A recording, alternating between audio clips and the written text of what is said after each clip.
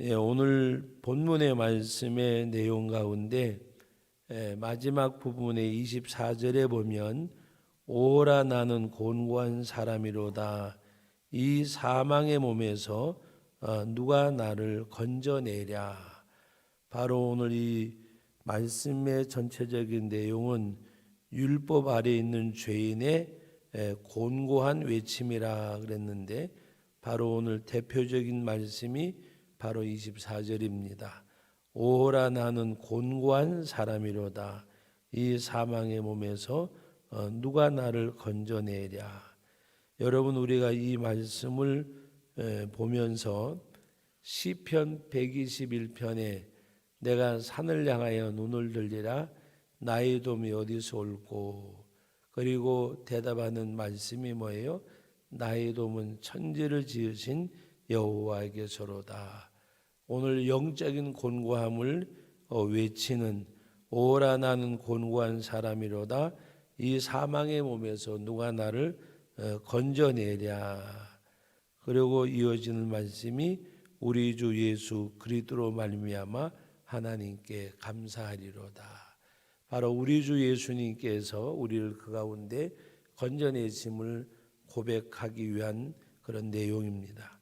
오늘 7절 말씀부터 우리 13절까지 말씀의 내용을 보면 죄와 율법의 상관관계를 말씀하고 있는데, 죄가 율법이 어떤 역할을 하느냐, 죄와 율법의 관계성, 그래서 율법으로 말미암아 죄를 알게 되어졌고, 우리가 율법을 온전히 순종할 수 없으므로 율법의 정죄로 말미암아 우리가 죽임을 당하게 됐음을 말씀하고 있습니다.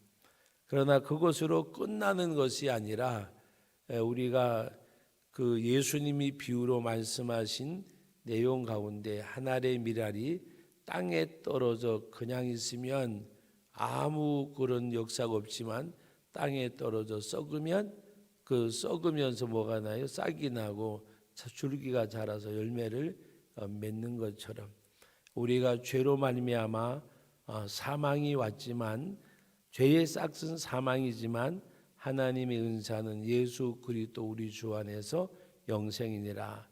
요한복음 6장 23절 마지막 절 말씀에 고백한 그 내용처럼, 그래서 오늘 이 죄와 율법의 그 상관관계 속에서 죄와 율법이 어떤 서로 간에 그 작용을 하는가, 상관관계가 있는가, 그런 말씀인데, 오늘 그 7절 말씀부터 우리 8절까지 같이 읽어봅니다. 그런즉 우리가 무슨 말을 하리요? 율법이 죄냐? 그럴 수 없느니라. 율법으로 말미암지 않고는 내가 죄를 알지 못하였으니, 곧 율법이 탐내지 말라 하지 아니하였더라면 내가 탐심을 알지 못하였으리라. 그러나 죄가 기회를 타서 계명으로 말미암아 내 속에서 온갖 탐심을 이루었나니, 이는 율법이 없으면 죄가 죽은 것임이라.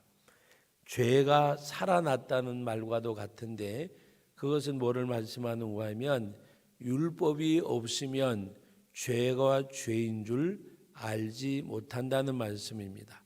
그러므로 율법으로 말미암아 죄가 죄임을 깨닫게 되어지는 것. 여러분, 우리가 신앙생활하면서 하나님 앞에 우리들이 신앙생활에 걸림돌이라고 표현해야 될지, 그 신앙생활을 병들게 하는 거라고 해야 될지는 어느 것이 더 옳을지 모르겠는데, 하나님 앞에 영적 상 가운데 죄를 깨닫지 못하는 것처럼 불행한 것이 없습니다. 여러분, 우리가 육체도 마찬가지잖아요. 육체에 질병이 있는데 그 질병을 아무리 그 암이 우리들에게 병이 고칠 수 없는, 아직도 암은 치료약이 완전히 개발된 것이 없다고 합니다. 이 약물을 저 약물을 적용을 하다가 그 사람하고 맞으면 그걸로 치유함을 받을 수 있는 거고, 그래서 우리가 그런 암이라고 할지라도 조기에 발견하면 다 고칠 수 있다고. 근데 하나님 앞에 영적으로도 우리가 죄를 깨닫지 못할 때 그것이 우리의 신앙생활에 불행한 겁니다. 어제 저녁에 우리 시편 32편 말씀을 우리가 함께 나누었는데, 하나님 앞에서 그 죄로 깨닫는 것, 그리고 하나님 앞에 회개하는 것. 죄가 문제가 아니고 죄가 해결돼야 되잖아요. 질병이 문제가 아니에요. 그 질병이 고침을 받는 거가 중요한 거지. 그래서 우리가 하나님 앞에 죄를 깨닫는 것, 그 죄를 깨닫는 기간, 시간 길면 안 좋잖아요. 짧을수록 좋잖아요. 내가 하나님 앞에 영적인 삶을 살아가는 가운데 신앙의 양심이 둔화되지 아니하고 우리가 하나님의 말씀을 묵상하고 기도하고 예배하는 가운데 진정 하나님 앞에 이게 죄로구나, 이게 잘못하는 거로구나 깨닫고 하나님 앞에 회개하고 돌아서는 것, 그것이 하나님 앞에 큰 축복과 은혜의 은혜. 예? 여러분, 가룟 유다는 후회는 했어도 회개하지 않았어요. 결국에는 자기 스스로가 자기 갈 길을 선택을 했어요. 여러분, 오늘 우리는 하나님 앞에 가룟 유다와 여러분들이 오늘 새벽 예배 마치고 가서 한번 생각해 보세요. 뭐 꼭 마치고 생각 안 하더라도 이 자리에 잠깐 생각해도 다윗과 여러분 가룟 유다를 한번 이렇게 비교해 보세요. 다윗과 가룟 유다. 세상적인 도덕과 윤리 기준을 볼 때에 누가 죄를 더 많이 지었는가?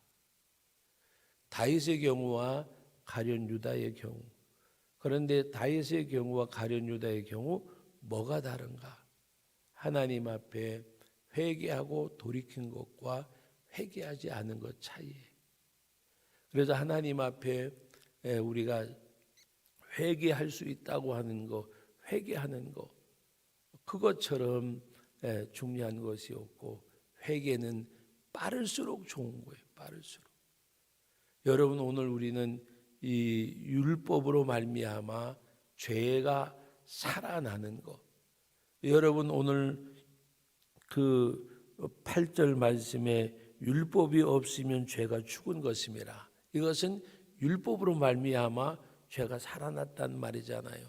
죄가 살아났단 말은 이것이 죄임을 알았다는 말입니다.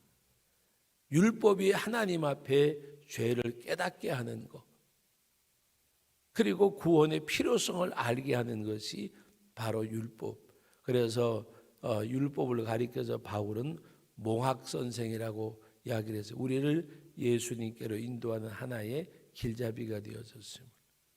오늘 말씀 가운데 9절 말씀을 제가 10절까지 읽어드립니다.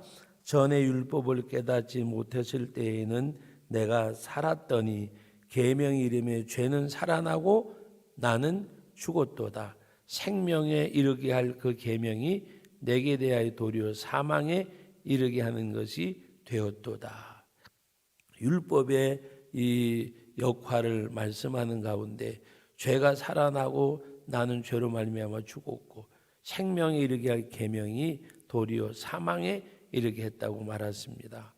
그러면서 11절 말씀에 보면 죄가 기회를 타서 계명으로 말미암아 나를 속이고 그것으로 나를 죽였는지라. 그러면 이 율법이 그렇다고 불의한 것은 아니라고 말씀하고 있습니다. 바로 12절 말씀 같이 읽어봅니다. 이로 보건대 율법은 거룩하고 계명도 거룩하고 의로며 선하도다. 율법이 거룩하고 계명도 거룩하고 의로며 선하도다. 왜? 죄를 알게 하기 때문에. 율법이 선한 것은 죄를 알게 하기 때문에. 여러분, 이 하나님의 말씀은 이 잣대라는 의미와 거울이라는 의미가 있다고 말씀을 드렸어요. 이 성경이라는 책명의 의미가 바로 여러분 거울을 보면 어디에 묻었는지, 뭐가 묻었는지 안 묻었는지 자기를 보잖아요. 말씀의 거울로 자기 자신을 보게 되는 것이 율법이에요. 그러므로 이 율법을 가리켜서 이것이 거룩하고 계명도 거룩하고 의로며 선하다고 말씀을 하고 있습니다. 여러분, 우리 13절 같이 읽어봅니다. 그런즉 선한 것이 내게 사망이 되었느냐? 그럴 수 없느니라. 오직 죄가 죄로 드러나기 위하여 선한 그것으로 말미암아 나를 죽게 만들었으니 이는 계명으로 말미암아 죄로 심히 죄되게 하려 함이라.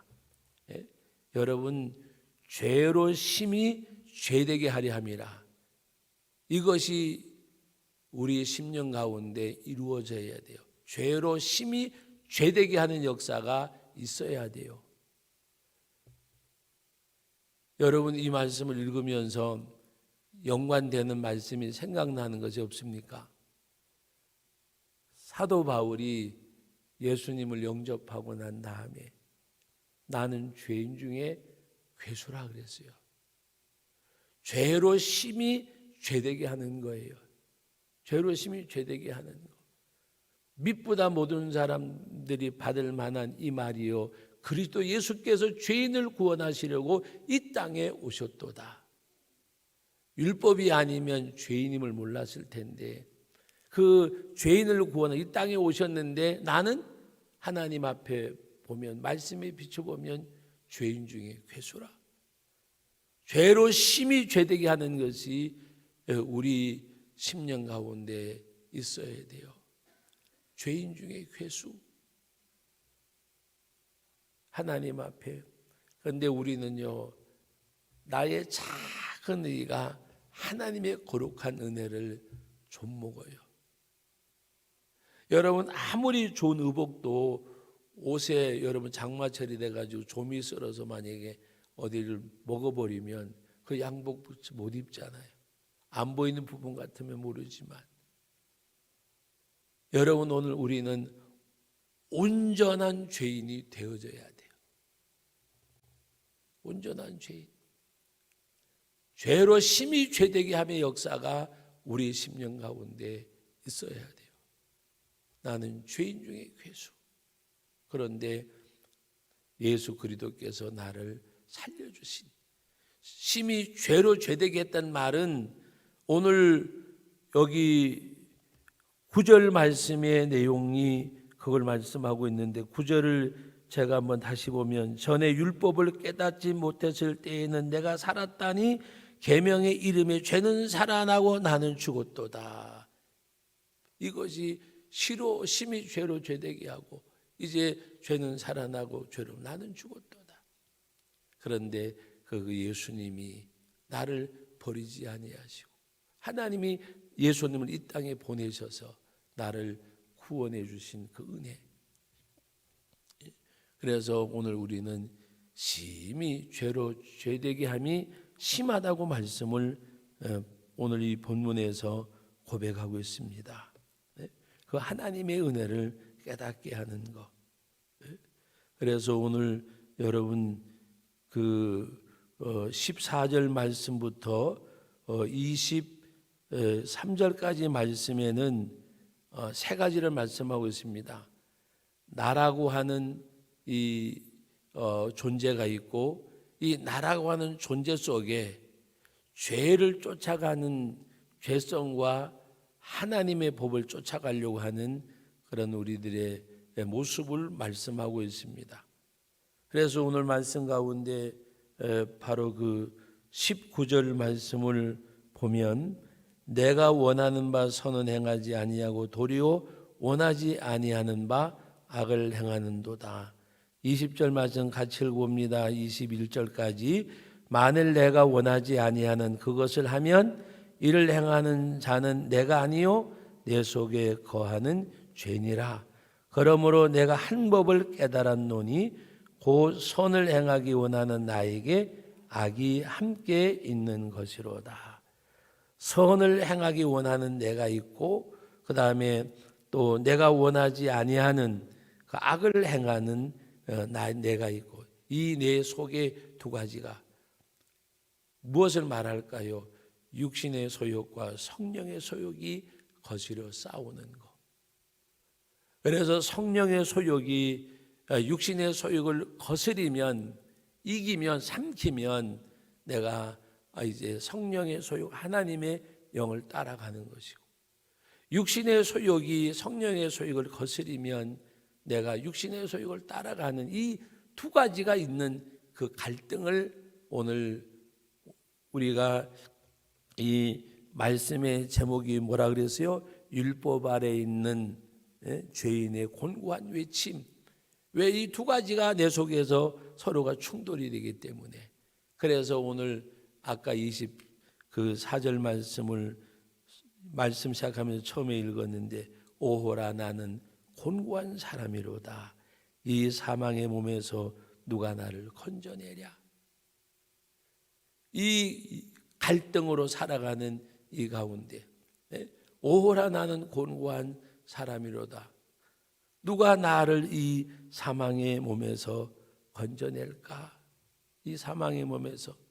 그러면서 고백하는 내용이 바로 25절 말씀, 우리 주 예수 그리스도로 말미암아 하나님께 감사하리로다. 그런즉 내 자신이 마음으로는 하나님의 법을, 육신으로는 죄의 법을 섬기노라. 이 두 가지가 있는데, 그런데 하나님 아버지에 감사할 것은 그리스도 예수께서 죄 싹은 사망인데 십자가에 죽어주심으로 우리가 속죄함을 받았고, 우리 주님이 사망의 권세를 깨뜨리고 부활하심으로 영생을 얻어서 우리 주 예수 그리스도 말미암아 감사한다. 그럼에도 불구하고 내 속에는 아직도 성화되지 못한, 신분은 바뀌었지만 신분에 맞는 삶을 살지 못하는 아담의 후손이 예수 그리스도로 말미암아 잃어버렸던 하나님의 자녀의 본분을 되찾고 하나님 앞에 나갔지만 아직도 죄성을 벗어버리지 못해서 왕궁에 가서 사는 궁녀들이나 중전이나 간택이 되어져서 들어가면, 때로는 공주의 부마가 되어져서 들어가면 궁중의 법도를 배우지만, 그러나 세상에 살던 그것을 버리지 못해서 나오면 책망받고 하는 거 사극통에서 보셨잖아요. 궁중의 법도를 아직도 익히지 못했느냐, 책망받는 거 보셨잖아요. 여러분, 오늘 우리가 그와 같은 거예요. 천국 백성이고 하나님의 자녀임에도 불구하고 아직도 우리는 세상에 있는 것. 그러므로 여러분들은 옛사람을 빨리 벗어버리고 새 사람을 입는, 내 속에 바로 마음으로는 하나님의 법을, 육신으로는 죄의 법을. 그래서 예수님 십자가상에 못 박혀 죽으시기 전에 겟세마네에서 동산에 기도하실 때에 졸고 잠자는 제자들에게 하신 말씀이 있잖아요. 너희가 한시 동안도 깰 수 없더냐. 마음은 원이로되 육신이 약하도다. 그러므로 하나님 앞에 깨어서 기도하라는 말씀입니다. 깨어서 기도하지 아니하면, 주님의 능력이 아니면 마음은 번해요. 이렇게 살아야 되고 이렇게 믿어야 돼요. 그런데 그 길을 못 가요. 왜? 육신이 약하기 때문에. 내 힘으로는 갈 수가 없어요. 하나님 앞에 회개하고 하나님의 은혜, 하나님의 능력을 덧입어야 갈 수 있기 때문에. 우리 젊으신 분들은 아무 생각 없이 가서 뭐 이렇게 들어도 괜찮잖아요. 근데 때로는 연세 드신 어르신들이 이제 아무 생각 없이 가서 무거운 거 턱 들다가 허리 다치는 경우 있잖아요. 왜 그래요? 마음은 들 것 같아 들었는데 육체가 안 따라주다가 허리를 삐기도 하고 다치기도 하고. 어떤 우리 교회 어떤 어르신이 그랬대요. 뭐죠? 이게 개울 논두렁인지 잘 모르겠지만 건너뛸 것 같아가지고 훅 건너뛰는데 못 건너가고 빠지셔가지고 다치신 경우가 있어요. 마음으로는 요것쯤이야 하고 확 뛰었는데 그걸 못 건너가가지고 이제 빠지셔가지고 다치셨대요. 여러분, 우리가 하나님 앞에서 영적인 것도 육적인 삶과 거의 적용하라면 비슷해요. 능력이 없고 이제 힘이 없으면 할 수 없어요. 마음으로는 이렇게 살아야지, 이렇게 믿어야지, 이렇게 행해야지. 그런데 마음으로는 좌로 가야 된다고 하는데, 하나님 앞에 마음의 법으로는 좌로 가야 된다고 하는데 육신의 법을 쫓아 우로 가고 있어요. 왜? 마음은 원인으로 육신이 약하기 때문에. 그것이 우리의 연약함을 정당화시키라는 말이 아니라 하나님 앞에 기도해서 하나님의 능력을 덧입으란 말이에요. 하나님의 은혜가 아니고는. 바로 왜 그 말씀을 하셨어요? 다 너희가 나를 버릴 때가 오느니라. 그때 베드로가 하는 말이 모든 사람이 다 주를 버릴지라도 나는 주를 버리지 않습니다. 그런데 그것이 천만의 말씀이잖아요. 예수님을 부인하다 못해 저주까지 했어요. 말씀이 기억나서 회개하고 돌이킨 베드로예요. 그렇게 호언장담하던 베드로에게 너는 잠시 동안 너께서 기도할 수 없더냐. 마음은 온이로되 육신이 약하도다. 기도하지 아니하면. 여러분, 오늘 저와 여러분들이 하나님 앞에서 그 죄를 깨닫게 된 오라 나는 곤고한 사람이도다. 이 사망의 몸에서 누가 나를 건져내랴. 우리 주 예수 그리스도로 말미암아 하나님께 감사하리로다고 고백한 이 말씀. 우리 주님이 우리를 그 가운데서 건져주셨는데 그럼에도 불구하고 뭐라 그랬어요? 바로 그런즉 내 자신이 마음으로는 하나님의 법을 육신으로는 죄의 법을 섬기노라. 여러분, 하나님 앞에 마음으로 하나님의 법을 섬기면 육신으로도 하나님의 법을 섬기는 그 길을 걸어가는 저와 여러분들이 될 수 있기를 주님의 이름으로 축복합니다. 거룩하신 아버지 하나님, 은혜와 사랑을 감사드립니다. 죄를 죄되게 함을 깨닫게 하시고 나는 죄로 말미암아 죽었는데 예수 그리스도께서 그 죄를 속죄해 주시고 부활하심으로 영원한 생명을 허락해 주셨습니다. 그러나 아직도 내게는 남아있는 육신의 소욕, 아버지 하나님 성화되지 못한 내 모습, 때로는 영적으로 내가 이렇게 살아야 되는데 이렇게 행해야 되는데 아버지 바람이 그 바람의 삶을 살지 못하고 오히려 육신적인 소욕에 이끌려서 아버지 하나님 내가 살아갈 때가 있습니다. 아버지 하나님, 우리가 기도하지 아니하면 하나님의 말씀의 능력이 아니면 주님이 나를 붙들어 주지 아니하시면 내가 그 말씀에 순종하지 아니하면 마음으로는 하나님의 법을 섬기지만은 육신으로는 우리가 죄의 법을 따라가는 모습을 발견하게 됩니다. 아버지 하나님, 하나님 앞에 회개하고 기도하고 주의 능력 의지하고 아버지 하나님, 이제 하나님 앞에서 마음의 법이 마음으로는 하나님의 법을 섬기듯이 육신으로도 하나님의 법을 섬겨가는 저희의 삶이 되게 하여 주옵소서. 아버지 하나님, 은혜 베푸시고 허락하시고 함께하여 주심을 감사드립니다. 예수님의 이름으로 기도하옵나이다. 아멘.